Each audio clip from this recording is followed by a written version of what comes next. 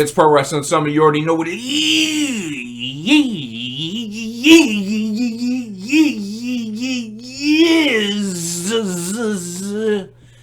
Guess who's back? Knowledge. What's up, brother? What's going on, good villains? Tatum, how we doing? Man, I'm going to take a line from DDP. If I was any better, I'd need to be twins just to fucking handle it, pal. Yeah, well, it's good to be back. Well, it's nice. Missed being here last week, but fucking life happens. Yeah, it certainly does. Well, this is AEW Weekly. I'm sure that the listeners are glad to have you back instead of having me just fucking yammer on like a crazy person about fucking subjects and like I fucking lined it all up and like fucking did the whole thing. It wasn't really like a free-formed thing that we normally do. You know what I mean? Just kind of fly by the seat of our pants. It was a little bit more directed. Yeah, well, now they can have two of us yammering on about stuff because there's a lot to talk about with AEW right now. Well, I mean, I think there's a lot to talk about in wrestling. Oh, yeah, absolutely. In general. But AEW specifically right now, though. Yeah, with AEW specifically, I mean, man. Where do you want to start? Don't you just miss Revolution when you were all high and mighty? When we were both all high and mighty about AEW, and maybe they're turning a corner. Oh man, they fucking turned a corner right into a goddamn brick wall. Aye. Holy shit! Well, man, it's really I can't say that I'm surprised. It's really unfortunate. I cannot say that I am surprised about what has happened post Revolution. I mean, it's the same old song and dance, my friend. Aerosmith. I mean, all right. I don't consider myself a completely casual fan, but for the most part, I'm a casual fan. Yeah, you're not like tuning in to fucking every nook and cranny of the fucking... I'm not even going really... I mean, I reach out sometimes to NJPW and... infrequently, right. MLW, if I fucking let you know that something's good to watch, something like that. But then I see, this dream match proposed and pushed out with Kenny Omega and Vikingo. Sure. I can't pronounce the rest of his name. I'm sorry. I'm gonna butcher it and not butcher the blade. But that's the point. Or Abdul the Butcher. But at that point, that's when I realized, I'm a casual fan. Because I know that AEW is pushing out to these hardcore fans, the IWC. That's who they're pushing out to. But, I mean, if this is a dream match, it's really simple. Just do some vignettes. Maybe have... Vikingo. Yeah, Vikingo. Sure. Yep. Have him come out like for 2 weeks just to kind of build it up a little bit to this dream match. Yeah. Not just, oh, hey, here's this person that you should know, and if you don't know him, you're a fucking idiot. Maybe you should watch more wrestling and be more involved in wrestling Twitter. And I just can't. I see that, and I'm like, I already tune out. I don't care. Man, I gotta say, I do watch some Mexican wrestling. I do watch some AAA, some CMLL. Very infrequent. And it's usually clips of something crazy that happened on the show or a crazy botch or like something that happened. Yeah, like if Rey Mysterio kills a guy, like you'll watch that clip, right? That's fucked up, bro. It happens. That's fucked up. Rey Mysterio killed a guy in the ring, all right? That did happen. It happened. I mean... He didn't intend to do it, we're talking about AEW right now, we are talking about AEW. But that kind of goes hand in hand. Because this guy shows up on fucking Dynamite, and... now, while impressive with what he's able to do, because clearly he's had a lot of time spent in a ring with a crash pad, learning how to like do 630s off of a fucking middle rope springboard from the outside of the ring, like shit that like defies gravity. My problem is that I'm not sure that he knows how to sell. No. Not at all. I don't think that he sold one thing, even passively. But and that's a whole different issue with AEW. Is you want to do this mix of, the new age wrestling, the old school wrestling. Well, I think that they're way past that old school wrestling point, dude. They have so many fucking false finishes in matches, dude. Name me a match that doesn't have, unless it's a job match, name me a match that doesn't have like fucking 30 false finishes. No, you're right. You're right about that. And so, but that's the problem is they have when you have all the new school wrestling, you can't go backwards to old school wrestling, because if you have somebody that just loses cleanly without kicking out of 30 finishers, you're not going to believe it. Because it doesn't make sense. Because when even Danhausen can kick out of 5 different finishers, yeah, I mean, it just seems. Why would Wardlow just lay down for one? Yeah, this doesn't make any sense. So now you book yourself into a corner with that shit. I mean, listen, I get it, man. The wrestling business is different from the Attitude Era or the Ruthless Aggression era, but at the same token, you can tell the real fans want the story. Yeah. Because it shows with WWE. I mean, where's all the attraction gone? AEW was flying high on the hog. They had the world by the short and curlies at one point. And they were going to... I think that they were going to, push the ratings a little bit. Actually, it was going to some competition. It was going to be closer than what people may have suspected. Mm-hmm. And then, I hate to say it, but they booked themselves into screwing the pooch. Yeah. They totally fucked themselves by their booking decisions and the lack of knowledge in the wrestling business. Mm-hmm. Now, that's not something that's acquired by fantasy booking. That's something that's acquired by actually writing storylines and seeing how it would play out. Mm-hmm. You watching passively as just a fan does not make you qualified to fucking run a wrestling company dolo. Mm-hmm. Without outside people who know the wrestling business and know how this is supposed to work guiding your way and saying, you know what, boss? I wouldn't fucking do that if I were you. Mm-hmm. TK, if I may, before you make that fucking terrible decision, why don't we just take a second to pause? Maybe re-strategize for a minute. I don't necessarily know that he has that. No, he doesn't have anybody. Or if he did, he wouldn't listen to it anyway, I don't think. I feel like the people that he would listen to wouldn't give him that advice. Oh, hey, how many finishing moves has a match had? Just for in one match, what's the record for the amount of finishing moves? Let's beat that. Yeah. Oh, and there's this wrestler in North Korea. He's the best wrestler that's ever been in North Korea. Let's put him against Kenny Omega. We'll call it a dream match. But that's just one dream match this week. We need to have 2 more dream matches this week. Yeah, the problem is that you're running into an issue where, I get it, just like you said, the hardcore fan knows who this guy is. I've seen clips of this guy. Mm-hmm.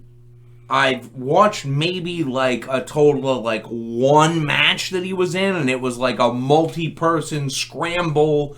It was fucking wild. There was no selling at all. It was just diving onto each other onto the outside of the ring. It was who could do the more impressive dive? Now, if that's what we're going... If I know that that's what I'm getting into, then, cool. Mm-hmm. I'm totally fine with that.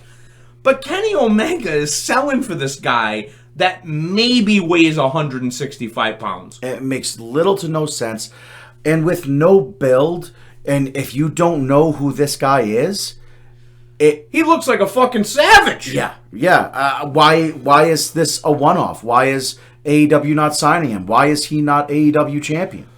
What is going on? It doesn't make... Who's this world beater? It just doesn't make a lick of sense when you have other guys on your roster that you could put in that spot who could really benefit from ring time with Kenny Omega. And again, it's not that difficult. I mean, just... WWE has let go of a lot of people, and I'm not even talking about wrestlers. They've let go of a lot of their writing staff. But you know that there's somebody that used to do video packages for WWE out there. Hire that guy. Have him put some footage of Kenny Omega and this guy in matches that they've had before. Put together a package just of that, just to build up to the match. Have this guy come out after a trios match and go after Omega or something. Like there's got to be some build if you're gonna have a dream match. A dream match for who though? That's right. What the question is.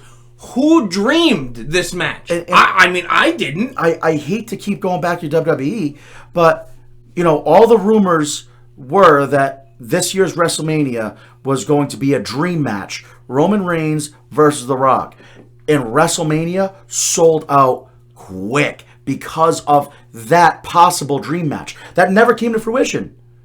It doesn't matter. It doesn't matter because that's an actual dream match. Those are two people that you can connect with and say, there is already a story built in. I know who these people are. Mm-hmm. When you don't know who one of the people are, it's not a dream match.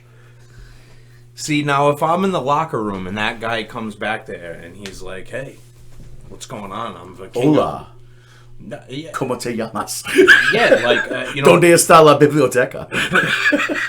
whatever it is, you know what I mean? I'd be like, all right, cool, bro. Not familiar with your work, but like, why are you wrestling fucking Kenny Omega while I'm sitting here in my gear? I can't even get a match on Dark. Yeah. Yep. I can't. I'm lucky to be working the Ring of Honor tapings at the Universal Studios. Eddie Kingston. Yeah. Yeah. Like, how the fuck have we ended up in this place? I have to team with Dusty Rhodes now. With Dustin Rhodes, sorry. Now. Like, that's where I've been shafted. Keith Lee. Swerve Strickland. I mean, all guys who could benefit with Buddy Murphy. Buddy Matthews. Buddy Matthews. I fucking keep doing that. You did that one to me too. That one. I fucking you dragged me keep into doing that shit. Fuck. Cesaro. I can't help it, dude. That's like what I know them as. It's so fucked up because I'm so preconditioned to calling them those names that it's like it fucks me up. Oh man. Oh shit. But no, I mean, the term dream match just gets thrown around too effortlessly in AEW. Yep. It's like, oh, this dream match, and I'm like, who is this fucking? Like when Takeshita came to AEW, I'm like, who the fuck is this guy, and where has this guy been? Right. Because I'm into the whole fucking thing. He looks like $1 million. He fucking does a jumping knee for a finish. But that's the problem. You've also given the guy 7 power bombs during the match and a jumping knee. You know what you like a Triple H jumping knee is what finishes the match. I just don't get it. You know what you could do? Take Kenny Omega away from the trios stuff and just give him a match every week and make it, Kenny Omega's international challenge. Yeah, that's pretty much what they're doing. Because it's what it is. Let's stop calling them dream matches for people we don't know and say, hey, it's an international challenge. Here's an international wrestler that's going to come in and challenge Kenny Omega. I don't know. Now, what do you make of this Young Bucks, essentially being written off TV for a couple of months, according to Don Callis, on the broadcast? Don't worry about these guys. They'll be fine. They'll come back in a couple of months, good as new. And I'm like, wait, did fucking Don Callis just write these guys off TV? Or was there an injury that we didn't know of? Like, what's going on? I mean, they got taken out in ambulances, but, they look pretty okay. I mean, they didn't look like they were fucking bleeding from any orifices or anything. Even when they get an injury, they don't sell it. So, it's not... It makes little to no sense, just like most of the things in AEW, but... See, is it an actual injury? Is they just want a vacation? I have no idea what's going on. Are they going to work New Japan? Are they going to work? That's possible too. You know? Do they have New Japan dates lined up to go work New Japan? Is that contract really up? I mean, I feel like there Dude, could are you wrestlers. imagine? I feel like there are wrestlers that just take vacations in AEW all the time. Well, yeah, because they get paid a salary. Right. So they're just like, hey, I'm gonna take a few weeks off here. I'm gonna take a month off here. But not that it's a problem because their roster is so highly booked that it's very simple to just plug somebody else in. The problem is they don't plug somebody else in.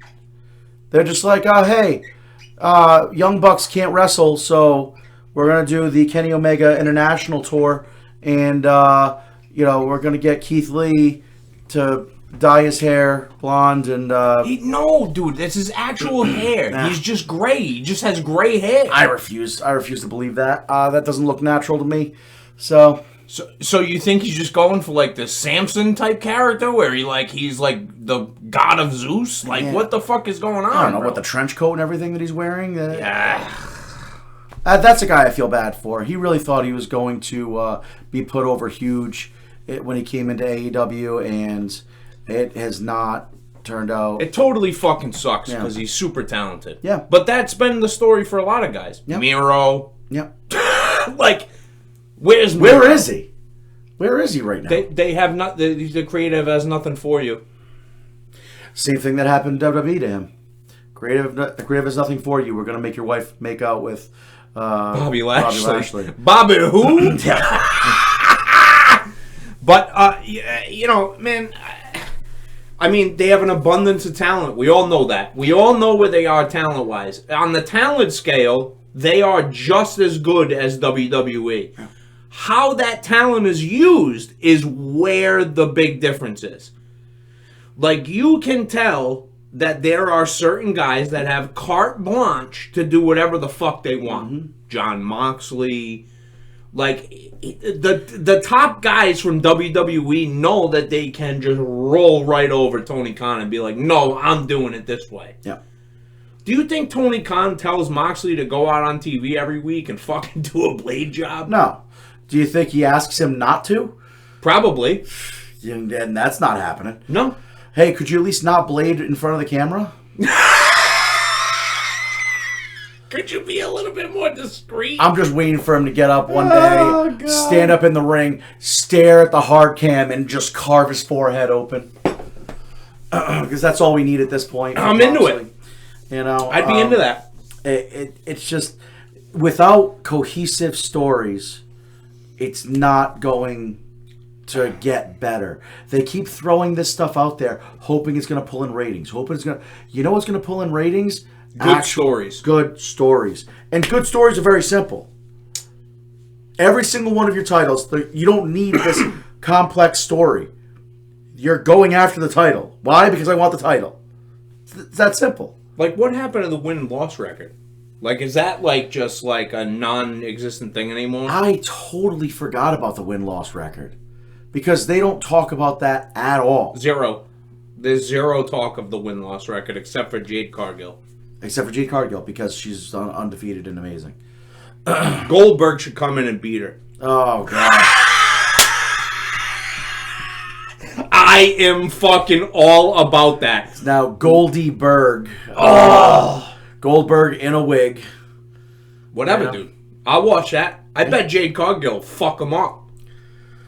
I mean, Goldberg's a big motherfucker, dude. It's like, I don't know, man. He is a big dude, but he's old. Yeah, he is old. He is old. She just needs to run around the ring for a little bit. He'll get gas. Oh, fucking blown the fuck up, bro. Blown up. Yeah. Yeah, I mean, that's a whole nother thing, man. Like, them, like, interested in like Tony Khan has interest in signing Goldberg. I was like, what the fuck? It is WCW. That's so fucking ridiculous, dude. Like, why would you? Number one, who are you gonna put him in the ring with? That's gonna be better off from being in the ring with that guy, Bret Hart. I'm sorry, excuse me. I had a tickle in my throat. My big problem with AEW right now is they claim they want to separate themselves from WWE, and yet everything they're doing is connected to WWE. Well, because they're making it that way. Right. They're choosing to do that. They want to pick a fight with the big boys. They could. The problem is that the big boys are looking at them like, are you kidding? You're losing ratings in your two main shows, and you're going to start a third show. Fourth show, bro. Fourth show. You're losing ratings in all of your shows. You're going to start a fourth show. So they have Dynamite. Yeah. Oh, hold on. Are we talking on TV? Well, because we can go with Dark if and Elevation. And Elevation. So yeah, there's 4 right there. And now they're adding All Access and whatever the Saturday show is going to be. That is going to be live. They're recording it live. Here's the thing that I will say about them. And we're going to talk a little bit more in depth about some of this later. But I wanted to just get into this very, very quickly. The AEW house shows have been like essentially sold out. Mm-hmm. And they've been drawing incredibly well. Now, I want to get into the WWE side of things a little bit later. But I think that that's very telling for AEW doing house shows in smaller venues. Non-big markets. They're going to those more, I don't want to say rural, but more outside of the big arena. Mm-hmm. They're going into it's just a smaller venue. An amphitheater type setting. You know what I mean? A couple of thousand seats. You know what I mean? Which, I mean, look at Impact and what they did, Mm-hmm. They knew they weren't selling out these big theaters anymore, the big stadiums, so they brought it to smaller venues, and they're selling out the smaller venues, and their crowd looks packed. Right. It's all about appearance in that case. Right. And you can't have shows, unless you're WWE, you can't have shows that the venue is half empty and continue to survive. It just doesn't make sense. Right. But WWE doesn't have a problem selling tickets, I don't think, to big arenas. I mean, during after COVID, they were struggling, right? Selling tickets and stuff. But people still weren't comfortable going out to large venues like that. That's the thing. Now it's all packed. Everything's packed. I mean, they're selling out. Bro, I mean, crazy stadiums. I mean, every week they're brawling in the fucking crowd on Raw and SmackDown, and you get the crowd shots. Yeah, bro, you can tell, it's fucking packed. Yeah, and people are fucking fired up to be there. Now, it's the same for AEW. The crowd is what makes the matches. Mm-hmm. And just like I said on the review of Dynamite, based upon the crowd reaction, you would think that Vikingo versus Kenny Omega was fucking Steamboat fucking Ric Flair from Chi-Town Rumble 89. Like what? Yeah. I'm like, how is the reaction the same? Like it's cool that they must be piping in. Crowd noise, you think? Oh, yeah, bro. The chants and shit. Bro, they're so loud for a guy that, I mean, how many of these fucking fans that are in attendance actually know a guy from AAA? Well, I mean, they do push out that their crowd is like the smart crowd and all that. Okay. But I can't imagine that you can gather that many people that would know who Vikingo is in one stadium. In fucking Independence, Missouri? Yeah, no, I don't think you could do that. That's where they were last night. Yeah. They were in Independence, Missouri. Yeah. And you have a guy from Mexican wrestling fame in the main event against Kenny Omega. And the chants were out of control. Yeah. And I said it during the review. I said, if based upon that, this is a fucking 10-star match. Yeah. And then afterwards... Well, Dave Meltzer already gave it 45. Did he really? Yeah, well, I mean, 45 stars. Yeah, that's what he does. Yeah. Oh, it's an AEW match? Jeez, yeah. I came 3 times. With Kenny Omega. Yeah. He's a body guy. Yeah. Fuck you, Meltzer. Piece of shit. You fucked up the wrestling business, bro. I mean, not as bad as some other people, but we'll get into that later. Yeah. But, again, I just don't think that that you can have that many people gathered in one place in Missouri, in Independence, Missouri. Yeah. That know who this fucking guy is, that the fan is that, all those fans are that smart to all start chanting holy shit at the same time. The only other thing that I will say about it is, and I might get heat for this, but I really think that AEW fans are really gullible, and if they tell them this is a dream match and everything, they just go along with it. And it is a dream match, because they said it is, and I know that because I'm a smart fan, so I'm going to cheer really loud for this.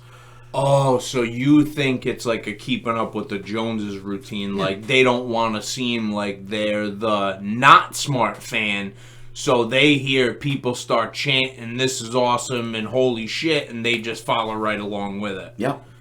I wouldn't put it past them, though, to be pumping in fucking crowd noise into Independence, Missouri. I mean... I'm just saying. I mean... It's probably, if they're doing that, they're going to get called out on it very quickly, very, very quickly. Well, they already have been. Right? Oh no, it wasn't that. It was Austin Theory got called out for that by John Cena. Right. That's what I was thinking of. Right. But I think shoot promo at this point. I think AEW everything's a fucking shoot as far as I'm concerned. Like. Prove to me that it's a work. Right. That's what you have to do now in AEW. Like, you got to prove to me that what you're fucking doing is a work. Mm-hmm. Because everything that people say during promos, I'm like, I mean, you're saying some crazy shit during promos. And you could tell it's a different industry, because even if you were planning to say some crazy shit back in the day, if you actually did say it, you were getting receipts in the ring. You were getting lit up for that. Bro, Ric Flair took fucking pictures with Miss Elizabeth and had them doctored. Mm-hmm. Okay? That fucking riot. And, like, clearly, they were doctored. They were, like, different colors from the original picture. Like, they put them in the magazine and the whole shit. Think about that for a second. Just think about that. Now, what if you said any of that shit that those guys say in the ring to each other to Randy Savage about Miss Elizabeth in the ring, dude? You'd be dead. Yeah. He would stab you with something in the middle of the ring. Yeah. Because, I mean, they're going after each other's, like, wives, personal lives. Like, bro. It's all just it's fucking girlfriends, everything. Totally. It's even with MJF, about why... Bryan Danielson mentioned it about his fiance and everything, and that they broke up, and it was because, of all of his, because of his ego and all that stuff. Like, I'm sorry, but you would be getting lit up back in the day. I mean, the problem is why aren't you getting lit up now? Yeah, I mean, I say back in the day, but you know what? Randy Orton laid into people for shit like that. Oh yeah, you don't like fuck with that type shit, man. Right. Like, and it's not like it's that long ago, No, I mean that was like 2000, because he was the champion when that happened. I know exactly what you're talking about. Say it to my face. Yep. Say it to my face. Yep.